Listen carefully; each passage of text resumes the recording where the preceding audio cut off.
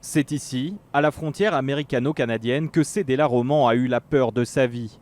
En mai dernier, alors qu'elle fait son jogging, la jeune Française de 19 ans franchit accidentellement la frontière et se retrouve côté américain. Il y a un officier qui m'a arrêté, il a commencé à me dire que j'avais passé la frontière illégalement et je lui ai dit que j'avais vraiment pas fait exprès, que je comprenais pas ce qui m'arrivait.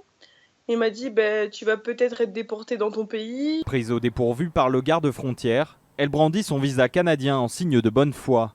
Mais rien à faire, elle est emmenée à Tacoma, dans un centre de rétention pour migrants. Ils m'ont demandé d'enlever tous mes effets personnels avec mes bijoux, ils m'ont fouillé de partout. Et là, j'ai compris que ça commençait à être vraiment sérieux et du coup, là, j'ai commencé un peu à pleurer. La jeune femme s'attend à être très vite relâchée par les autorités, en vain.